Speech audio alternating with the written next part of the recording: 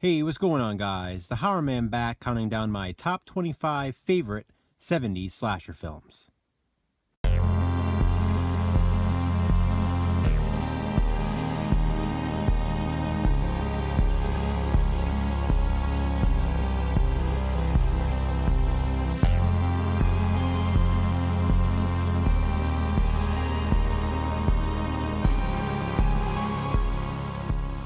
So I've already counted down my top favorite modern-day slasher films and my top 90s slasher films.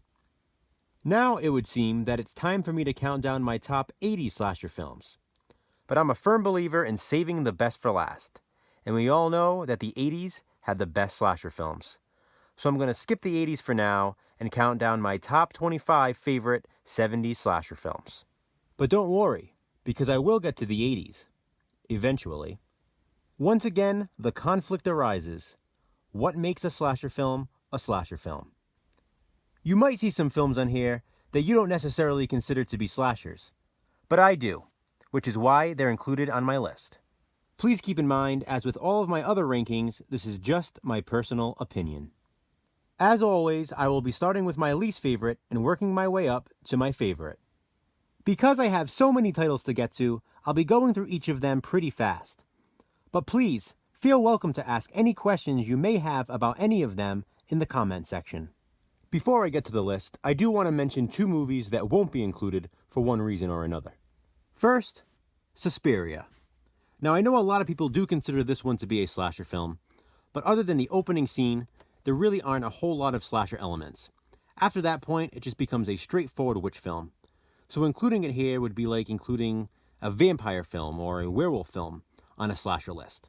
It just doesn't make sense. If it were more of a slasher film, it would definitely be high in my ranking. And also, The Dark. Now, unlike Suspiria, this one definitely is a slasher film, despite the misleading cover art.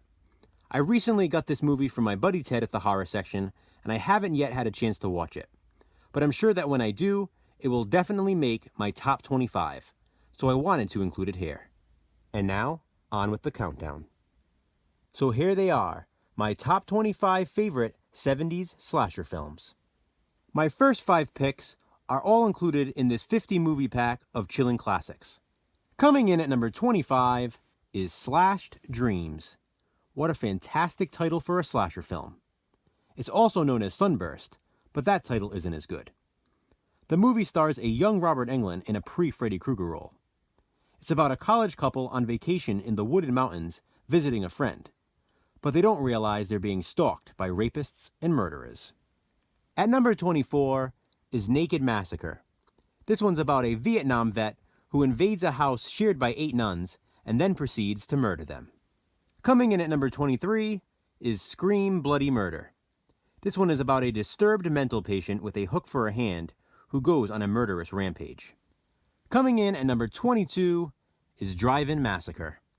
Now, I really like this one. It's so cheesy and so much fun. It's about a killer who uses a sword to murder his victims at a local drive-in movie theater. At number 21, The Demon. Now, this is a blatant Halloween ripoff featuring a killer with absolutely no motive.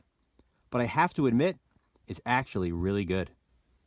Into the top 20 now, and coming in at number 20 is Criminally Insane, also known as Crazy Fat Ethel. This one is about a 300-pound woman who kills anybody who gets in the way of her appetite. Yep, you heard me correctly. Coming in at number 19 is Hatchet for the Honeymoon. This one's about a bridal shop owner who hacks up new brides with a meat cleaver on their wedding night. At number 18, Haunts. Now, I talk about this movie in one of my rare movies not on DVD or Blu-ray videos, so if you want to know more about this one, be sure to check that out. Amazing cover art. Coming in at number 17 is Home for the Holidays. Now, this is another movie that I talk about in one of my rare movies not on DVD or Blu-ray videos. So if you want to know more about this one, once again, please check that out. It's a holiday slasher film starring Sally Field. Coming in at number 16 is The Driller Killer. This one's about a Manhattan maniac who goes around with a power drill killing the homeless. Some great gore in this one, and I definitely couldn't leave it off this list. Next up is one of those movies that falls into that gray area of, is it a slasher film or isn't it? I really don't know. Are giallo films slasher films as well? I think so. So I'm including Dario Argento's Deep Red at number 15 in my top 25 favorite 70s slasher films.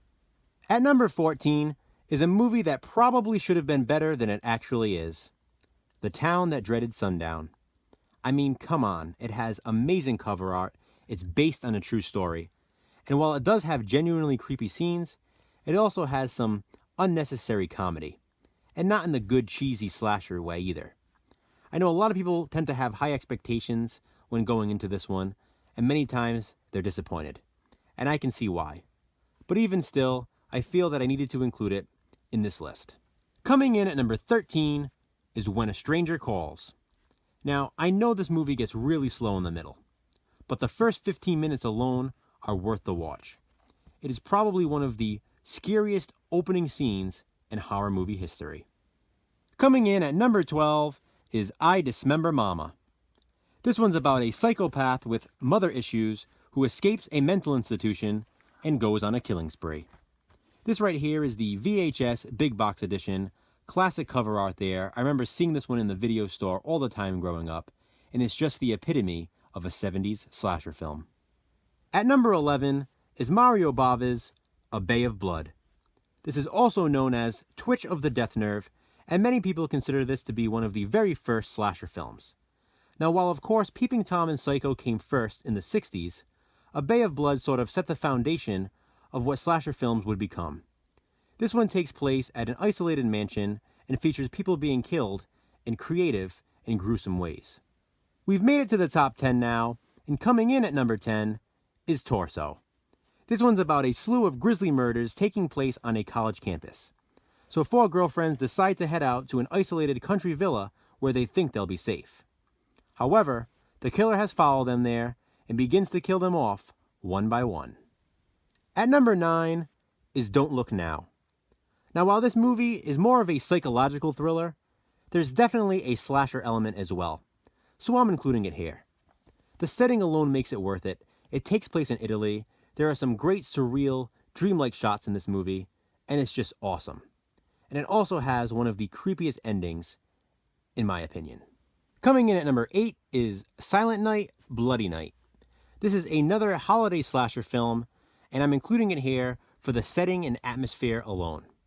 It's just creepy. There's something about it that almost makes you feel cold when you're watching it, and it's an annual watch for me at Christmas time. Coming in at number 7 is Savage Weekend. Now, I know I talked about this movie in a Blu-ray DVD update when I first got this. I mentioned how I like the fact that they used an older cast of victims in this one. Most slasher films have young college students being killed off one by one, but this one went in a different direction. I also really like the killer's mask in this. Very creepy. Coming in at number 6 is Massacre at Central High. Now, I know I talked about this one in my very first Rare Movies Not on DVD or Blu-ray video. So, once again, if you're interested in knowing more about this one, be sure to check out part 1 of that video series. I love this movie, and it came so close to making my top 5. But here we are at number 5, Alice, Sweet Alice. This movie is awesome. There's such a surreal, unsettling quality about this film. There's something so uncomfortable about the setting. You know, it's dreamlike. It's just, something is just off. You know, especially that abandoned warehouse scene where Brooke Shields' character is looking for Alice. There's that creepy music. There's a creepy mask. And there's just something so unique about this film. I can't even really explain it. I love it. It's awesome. And it's number 5 in my top 25 favorite 70s slasher films. Coming in at number 4 is Tourist Trap. Talk about an unsettling film. It has creepy mannequins, and it's sort of reminiscent of House of Wax, but it's even better in my opinion. It also has one of the scariest, most bizarre killers in horror movie history. If you haven't seen Tourist Trap, I highly recommend this one. It's extremely underrated, and it's one of my favorite slasher films, not only of the 70s, but of all time. Well, we are at the top 3, and not surprisingly, here it is.